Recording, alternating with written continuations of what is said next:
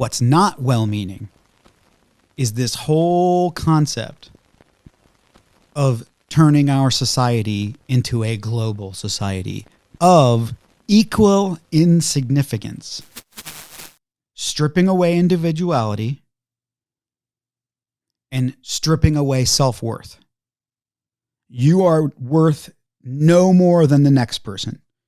Now, when you put it that way, you kind of go, well, that's kind of true. You're not supposed to think you're better than the next person. No, you're not. But you are supposed to know your own self-worth so that you can know the next man's worth. If you are worthless, how can you think anyone else is worth anything? Isn't that what makes it easy to go commit crimes against others? Isn't that what makes it easy to be so hurt and so sad that you want to take it out on your fellow classmates? You know what I'm talking about. How about your own feelings and sadness and insignificance and lack of self-worth and lack of feeling loved and feeling that nobody cares and feeling that no one sees you or hears you or knows you? Does that matter? Because that's what leads to young people hurting themselves and ending themselves.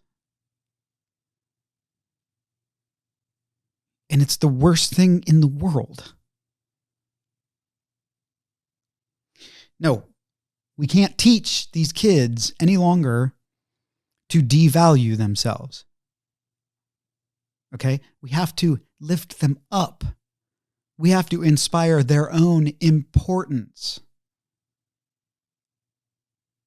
Not devalue them and inspire them to think that they are insignificant in this world and that everyone else is too. This is the biggest problem, I think, with, again, I mean no offense. This is what I'm trying to explain, that I don't think people quite realize. And I don't think a lot of people who consider themselves liberal, Democrat, I don't think they even realize it themselves. I don't think they understand what I mean when I say this. One of the problems with that way of thinking, the left's way of thinking, and has always been one of the problems, is that in their goal of equalizing everyone, which is not a bad goal, right? I'm not saying that. Of course, everyone should love everyone and everyone should be equal and everyone should have the same opportunities. And, we talk about the wealth gap, but here's what I'm saying that they don't realize. Their way of doing things is always to lower something instead of raising something up. And here's an example of what I mean by that. This is a simple example, but this will show you what I mean. And I think it's seriously, it's what's not being thought properly in here. Okay. And that's not to say that there's anything wrong. I'm just saying it's the philosophy that's wrong. It's the theory. It's the idea that's wrong. The goal is a good goal, but the way of going about it, the theory of it and the way it's thought of is wrong. It's backwards. Okay. There was a band back in the day called 10 Years After, before my time even. A lot of younger people probably never even heard this song. I'd love to change the world. You know that song? I'm doing that because they had a flanger effect on that original, or maybe it was a phaser on that vocal that made it phase in and out, right? But I don't know what to do. Anyway, that song had a verse that sums up the way that I think the liberal philosophy goes. And it proves how wrong it is. And the verse goes like this: tax the rich, feed the poor. Okay. I understand that's kind of always been part of your philosophy. And I get it. I don't agree with it, but I get it. Meaning I don't agree, we shouldn't feed the poor. No, I'm saying we shouldn't tax the rich in order to, that's called socialism. That's called spreading the wealth, right? No, it's up to you to feed the poor. Okay. It's up to you. It's up to you and your church. It's up to society to take care of itself and each other. Anyway, I'm not going to go on to that. But the point is this. The verse is tax the rich, feed the poor, till there are no rich no more. That's the verse, right? Summer of love, right? The hippies.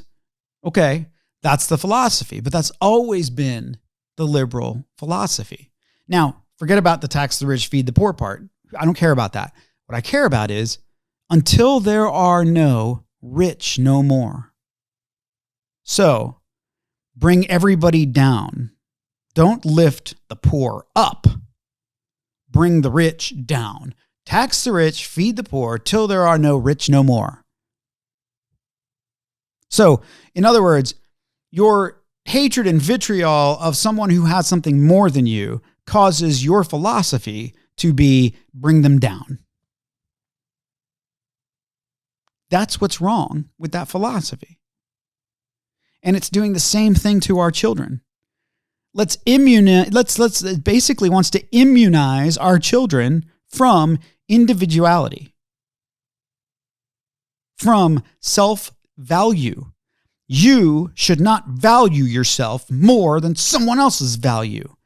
Okay, I understand that. But that doesn't mean that the value should be brought down. That means that everyone's value should be brought up. It shouldn't be tax the rich, feed the poor, till there are no rich no more. It should be tax the rich, feed the poor, till there are no poor anymore. And yes, I corrected the grammar. You get what I'm saying? You get what I'm laying down? You understand what I'm talking about? But no, that's not what you want to do. You want to bring it all down. Why do they want to bring it all down? Now you're asking yourself, well, that may just be, oh, well, he just said it wrong. He could have said it better, but he's just said, but that's not the philosophy. Yes, it is the philosophy. Why is that the philosophy? Because in order for socialism and communism to work, in order for there to be an authority figure or a body of authority over you that dictates your life, you have to succumb. You have to give in. You have to devalue yourself. You cannot value yourself and give in to someone else's orders, can you? No, you can't. Think about our generation of children right now. It boggles my mind. I watch teenagers who don't want to escape from the house. What? Well, Jeff, wait a sec. We don't want our teenagers escaping from the house. No, okay, I get it. You don't want your teenagers to go running off and getting into trouble. But guess what? Freedom used to be the number one thing that was valued by all human beings, especially when you were a teenager. Right? Mom and dad, as soon as you got your driver's license, didn't you want to get the heck out of there? But now, kids don't even care about getting their driver's license. What? Yeah, I'll say that again. Teenagers in 2020, or I'll say 2019, because now we're talking about COVID. I'm not talking about because of COVID. I'm talking about in 2019, teenagers were like, the driving thing, I'll get around to it. It's not like I have anywhere to go. What? What are you talking about? It's called freedom. It's called escape. That's what it used to be all about.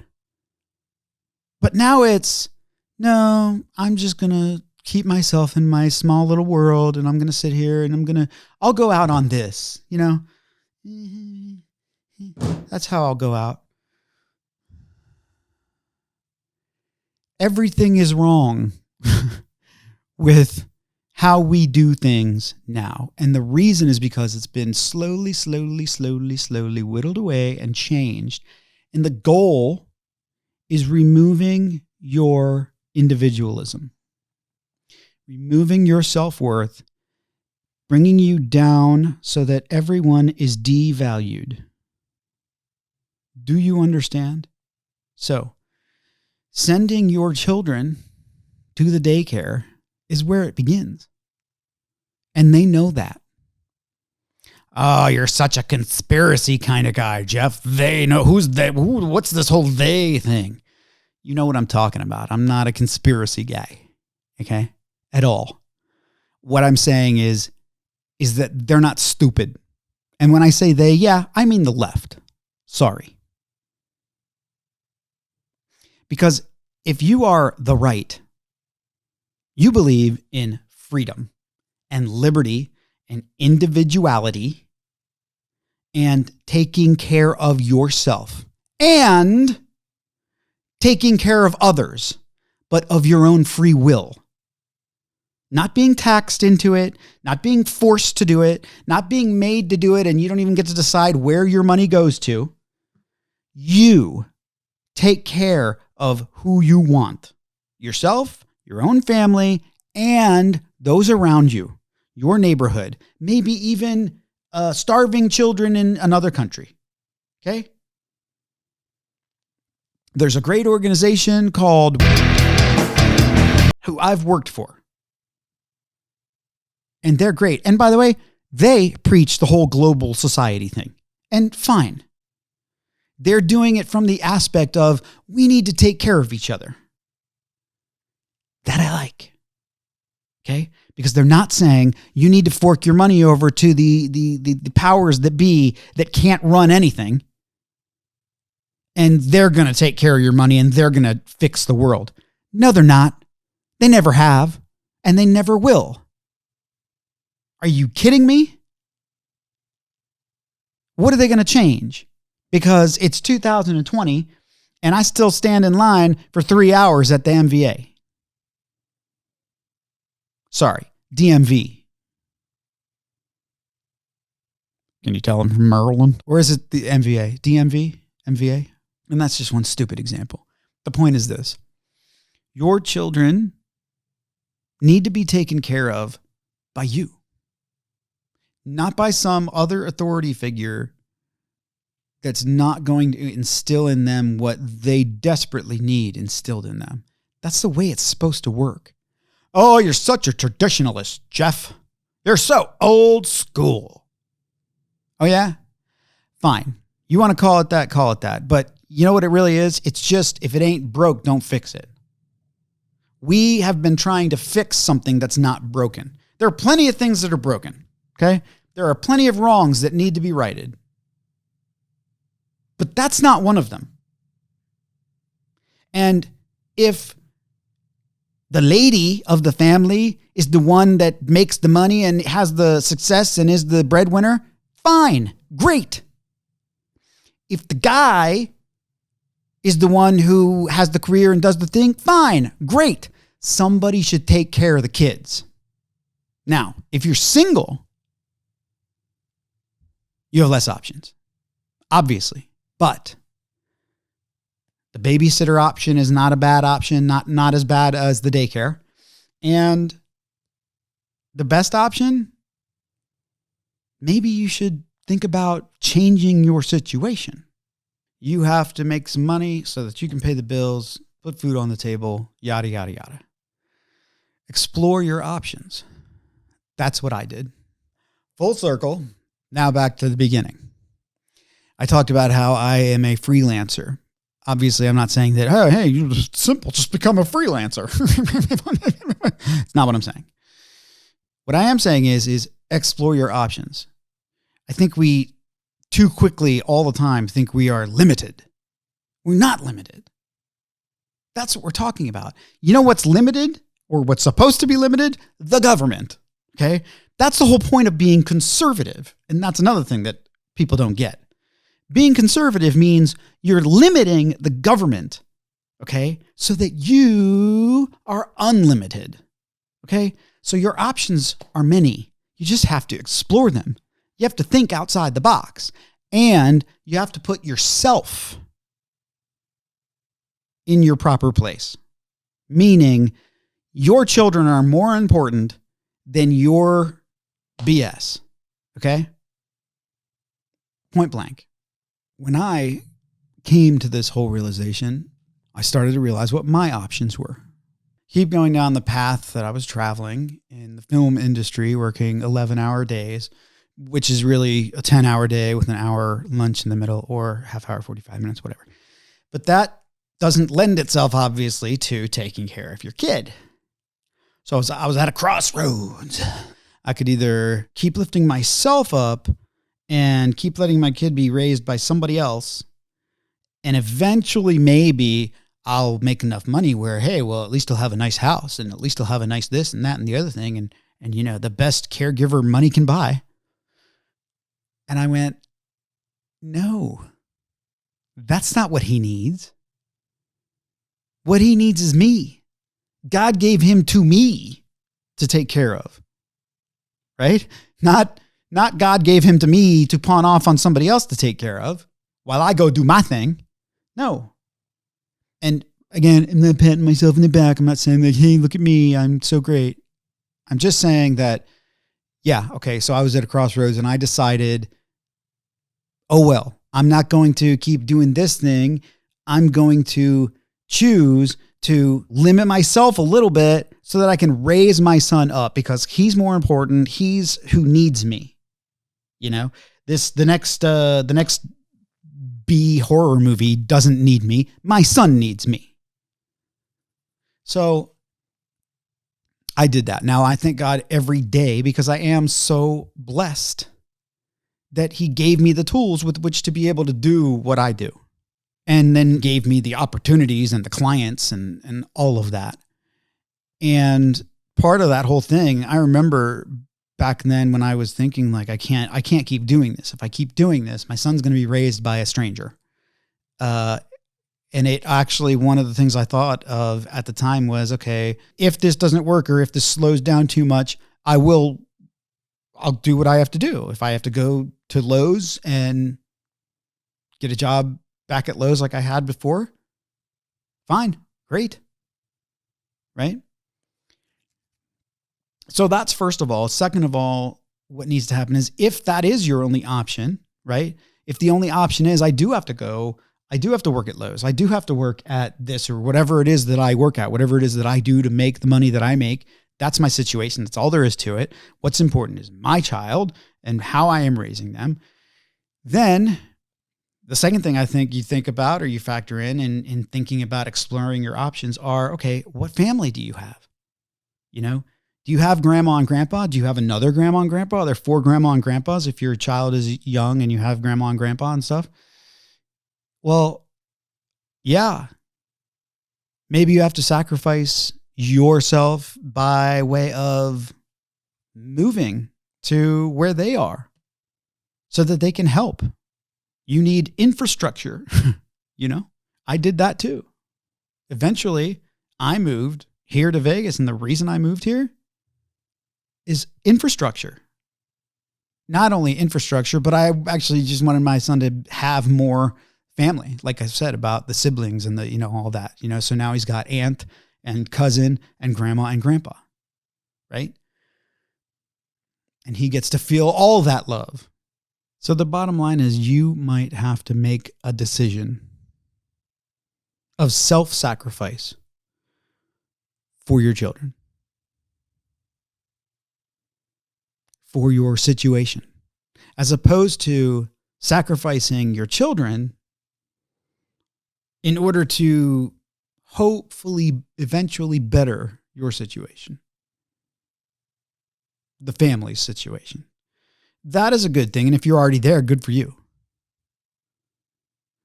But you are taking away your child's sense of worth. You know, examine yourself. I mean, you had a childhood. Look at your own childhood and figure out what was right and what could have been better.